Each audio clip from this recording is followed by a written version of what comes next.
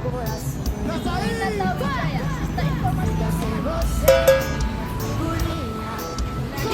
Situmora, sistem informasi cepat. Depan Budi putar-putar sistem informasi cepat. Dan Nadia, sistem informasi cepat. Oke. Sekarang kita serius. Kita cari tahu yuk, apa itu audit TI? Di sini saya akan menjelaskan pada bagian audit teknologi informasi atau disebut audit TI. Audit teknologi informasi sistem merupakan proses sistematis untuk mengevaluasi keamanan, keandalan, efisiensi, dan efektivitas sistem informasi, serta memastikan kepatuhan terhadap peraturan yang berlaku. Jenis audit teknologi informasi meliputi audit laporan keuangan, audit operasional, dan audit keamanan, yang masing-masing berfokus pada aspek laporan keuangan, efisiensi personal, dan perlindungan data. Standar audit TI yang umumnya digunakan seperti COVID-5, ISO atau IATS 2701, NIS SP 5853, dan ITIL memberikan kerangka kerja dalam pengelolaan, pengendalian, serta penilaian risiko dan keamanan sistem informasi. Penerapan audit berbasis teknologi seperti CAT dapat meningkatkan kecepatan dan akurasi pengumpulan serta analisis data, sehingga mendukung proses audit yang lebih efisiensi dan efektif. Proses audit TI. Proses audit TI adalah serangkaian langkah yang sistematis untuk mengevaluasi dan menilai efektivitas sistem teknologi informasi atau TI dalam suatu organisasi. Audit TI bertujuan untuk memastikan bahwa sistem TI tersebut aman, andal, efisien, dan efektif, serta mematuhi aturan dan peraturan yang berlaku. Proses audit TI umumnya mencakup beberapa tahap, yaitu pertama, perencanaan dan persiapan. Tahap ini melibatkan identifikasi proses bisnis yang terkait dengan TI, penentuan ruang lingkup audit, penetapan tujuan audit, dan pemilihan metode audit yang tepat. Yang kedua, pelaksanaan audit.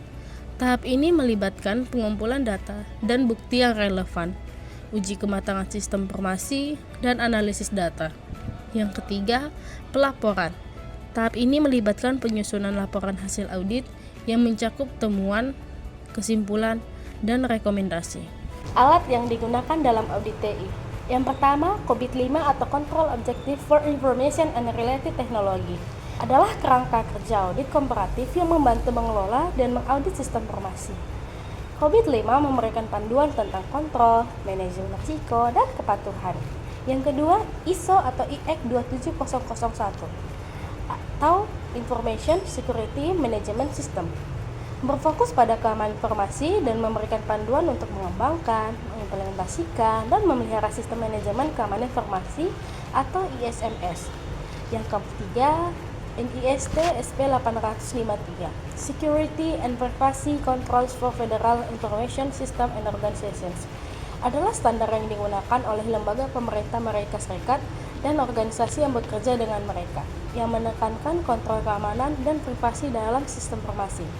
Yang keempat, ITIL atau Information Technology Infrastructure Library, berfokus pada manajemen layanan IT secara keseluruhan, membantu organisasi meningkatkan kualitas layanan IT. Yang kelima, audit software, membantu auditor dalam mengotomatisasi produser pelaksanaan audit secara menyeluruh. Contohnya adalah General Audit Software atau ACL IDA, dan software pendukung lainnya seperti Microsoft Excel dan Google Sheets.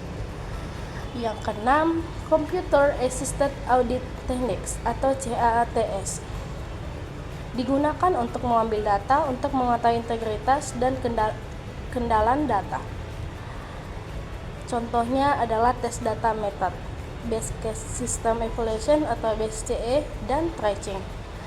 Yang ketujuh, BB Log, mencatat seluruh kegiatan yang terjadi dalam organisasi dalam suatu file log yang tidak dapat dihapus maupun diedit. ini dapat digunakan untuk lingkungan bisnis yang menggunakan aplikasi ERP, SAP, EDI, dan lain-lain. Yang ke-8, avatar interview. Dapat digunakan dalam audit TI, audit internal dan eksternal, pekerjaan perekrutan, penyelidikan fraud, dan pertanyaan dalam tes wawancara. Teknik yang digunakan dalam audit teknologi informasi. Yang pertama itu auditing around the computer. Pendekatan ini memperlakukan komputer sebagai black box dan berfokus pada input dan outputnya.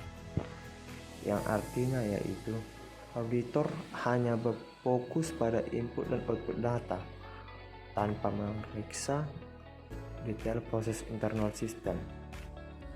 Ini merupakan pendekatan yang sederhana dan efisien, tetapi kurang detail. Yang kedua yaitu auditing through the computer. Pendekatan ini membuka black box dan secara langsung berfokus pada langkah-langkah pemrosesan dan edit, cek dan cek terprogram. Yang artinya di situ berbeda dengan teknik sebelumnya. Pendekatan ini membuka black box secara langsung, kemudian memeriksa detail proses internal sistem, termasuk langkah-langkah prosesan data, edit, cek, dan cek terprogram. Yang ketiga yaitu auditing with the computer. Pendekatan ini memungkinkan kita menggunakan mainframe atau mikrokomputer untuk membantu dalam melakukan langkah-langkah pada program audit yang terperinci. Prosesnya menggunakan teknologi informasi pada audit. Keempat, tes data method, menguji integritas aplikasi dengan memproses input data yang disiapkan khusus untuk menguji aplikasi yang sedang direview.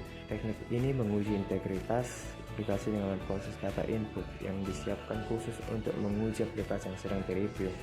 Data ini dirancang untuk menguji berbagai skenario dan kondisi, termasuk kondisi batas dan kesalahan. Kemudian base case system evaluation yang disingkat dengan BCSE. Teknik ini memproses seluruh jenis transaksi secara berulang hingga didapat hasil yang konsisten dan valid. Tujuannya yaitu untuk memastikan sistem beroperasi dengan benar dan menghasilkan output yang akurat dalam berbagai kondisi. Tracking. Teknik ini melibatkan pengujian aplikasi dengan mengikuti alur logika aplikasi secara detail. Langkah demi langkah ini membantu auditor untuk memahami bagaimana sistem memproses data dan mengidentifikasi potensi kesalahan. The Integrated Test Facility yang artinya yaitu teknik otomasi untuk menguji logika aplikasi dan pengendalian saat operasi normal sedang berjalan. Parallel Simulation yang artinya teknik ini melibatkan pembuatan program yang mensimulasikan fitur kunci atau proses aplikasi yang sedang direview. Program simulasi ini dijalankan secara bersamaan dengan aplikasi asli untuk membandingkan hasil dan mengidentifikasi perbedaan. Audit software. Software komputer yang membantu auditor dalam mengotomatisasi prosedur pelaksanaan audit secara menyeluruh. Ini mempercepat proses audit dan mengurangi kesalahan manusia.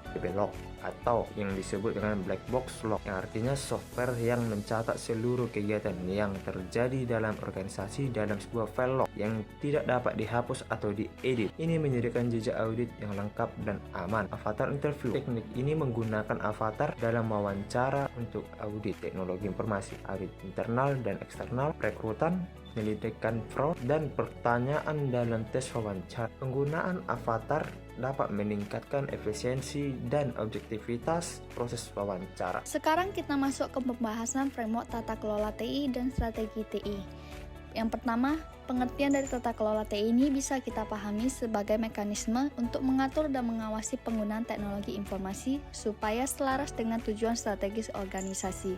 Jadi, TI itu nggak sekedar ada, tapi benar-benar mendukung arah bisnis. Tujuannya itu jelas, yaitu menyelaraskan TI dengan strategi organisasi. Proses ini dilakukan dengan mempertimbangkan struktur organisasi, skala bisnis, pengelolaan sumber daya, dan resiko-resiko yang mungkin muncul. Nah, pertanyaannya kenapa tata kelola TI ini penting? Karena tanpa tata kelola yang direncanakan dengan baik, teknologi ini bisa menjadi tidak efektif dan tidak efisien. Selain itu, juga bisa menambah resiko keamanan, mengganggu pengendalian, bahkan memicu masalah audit. Jadi, tata kelola TI yang baik itu sangat berpengaruh ke transparansi, efisiensi, dan kinerja perusahaan secara keseluruhan. Berikutnya kita masuk ke strategi TI. Strategi TI adalah rencana dan langkah-langkah organisasi untuk mencapai tujuan bisnisnya dengan memanfaatkan teknologi informasi. Jadi, Strategi ini bukan hanya soal teknologi, tapi bagaimana teknologi bisa membantu mewujudkan visi organisasi. Poin penting dalam strategi TI adalah keselarasan strategis atau strategic alignment, yaitu ketika strategi TI dan strategi bisnis ini benar-benar sejalan. Kalau ini tercapai, penggunaan TI akan lebih terarah dan berdampak nyata bagi organisasi. Untuk tahu apakah sudah selaras, organisasi bisa mengukur tingkat kematangannya. Dari situ, bisa kita lihat kondisi saat ini dan area yang masih perlu perbaikan. Bahkan, hasil kajian literatur dari luar negeri di Kanada menunjukkan bahwa keselarasan strategi TI dan bisnis ini sangat berpengaruh terhadap kualitas tata kelola TI, terutama di organisasi kecil dan menengah. Meskipun konteksnya berbeda, tapi hal ini juga bisa menjadi pembelajaran penting untuk UKM di Indonesia. Kalau tidak selaras, investasi TI ini bisa menjadi sia-sia, menghambat inovasi, dan ujung-ujungnya malah bikin organisasi kalah bersaing. Sekarang kita akan membahas berbagai framework atau kerangka kerja yang sering dipakai dalam tata kelola TI ini. Yang pertama ada COBIT, yaitu framework dari ISAKA yang bertujuan membantu organisasi meminimalkan risiko, mematuhi regulasi, dan mencapai tujuan bisnis. COBIT juga mendukung pembuatan indikator kinerja dan evaluasi tata kelola TI. Kemudian ada ITIL, yaitu kumpulan best practice untuk mengelola layanan TI. ITIL 4 versi terbaru bahkan sudah mencakup teknologi terkini seperti AI dan cloud computing. Selanjutnya, ITSM adalah pendekatan manajemen layanan TI yang fokus pada bagaimana TI ini direncanakan, dikelola, dan dioptimalkan untuk memenuhi kebutuhan pengguna. Selain ITSM, CMMI juga nggak kalah penting karena framework ini membantu organisasi mengukur tingkat kematangan operasional dan mengidentifikasi area yang perlu ditingkatkan. Terakhir, ada ISO/IEC 38500. Ini adalah standar internasional yang membantu pimpinan organisasi dalam menggunakan TI secara etis, efektif, dan bertanggung jawab. Revisi terbarunya di tahun 2024 menyesuaikan dengan kemajuan teknologi dan kebutuhan organisasi modern. Ia juga mengadopsi prinsip dari ISO 37000 seperti effective performance, responsible stewardship, dan ethical behavior, serta menambahkan elemen baru yaitu melibatkan pemangku kepentingan. Selanjutnya ada standar manajemen risiko dan standar manajemen proyek.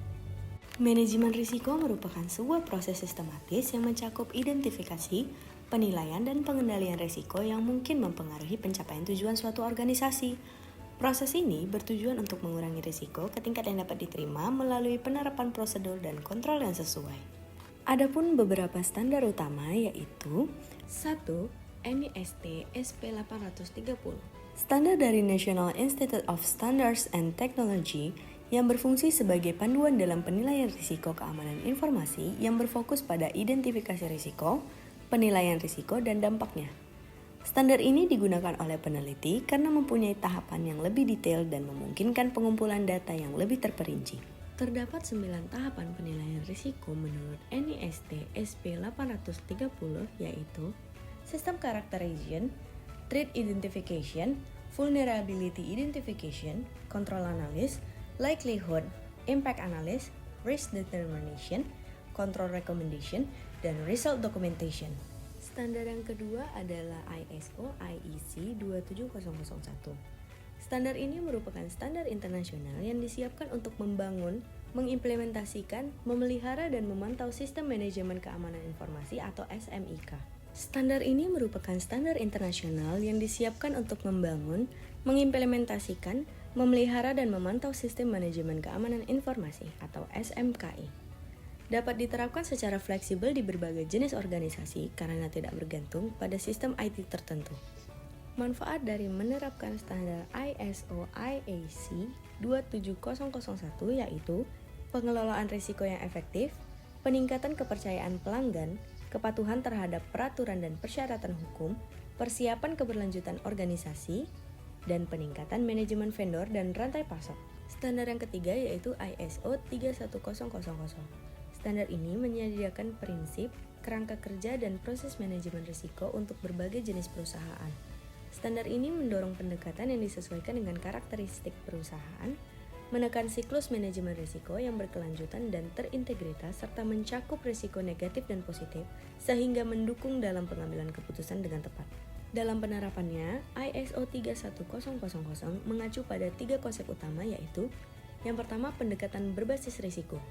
Pendekatan ini dapat mengoptimalkan penggunaan sumber daya dengan efektif untuk mengendalikan potensi risiko karena risiko telah diidentifikasi, dievaluasi, dan dianalisis dampaknya bagi organisasi. Yang kedua, pendekatan organisasi. Pendekatan ini memerlukan pemahaman tentang organisasi seperti lingkungan internal dan eksternal, faktor budaya, hukum, regulasi, dan tujuan yang relevan. Yang ketiga, komunikasi dan konsultasi. Organisasi harus memastikan bahwa informasi yang relevan tentang risiko dapat diakses dengan mudah dan dipahami oleh semua pihak. Selanjutnya ada standar manajemen proyek. Manajemen proyek merupakan alat utama untuk mengimplementasikan strategi dan mencapai tujuan bisnis. Dalam pelaksanaannya akan menjadi tanggung jawab bersama dalam organisasi. Manajemen proyek juga mencakup serangkaian proses perencanaan, pengorganisasian, pengarahan dan pengendalian sumber daya yang melibatkan struktur, adaptasi, dan pengambilan keputusan untuk mencapai tujuan proyek tertentu.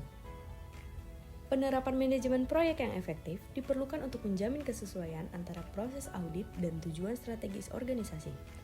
Dengan begitu, standar manajemen proyek digunakan sebagai acuan untuk memastikan proses audit berjalan secara sistematis, terukur, dan dapat dipertanggungjawabkan. Beberapa standar yang sering digunakan dalam manajemen proyek yang pertama yaitu PMBOK atau Project Management Body of Knowledge.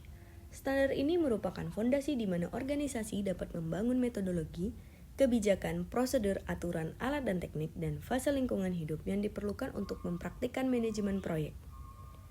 Terdapat 10 knowledge area menurut A Guide of the Project Management Body of Knowledge yaitu Project Integration Management, Project Scope Management, Project Schedule Management, Project Cost Management, Project Quality Management, Project Resource Management, Project Communication Management, Project Risk Management, Project Procurement Management, dan Project Stakeholder Management.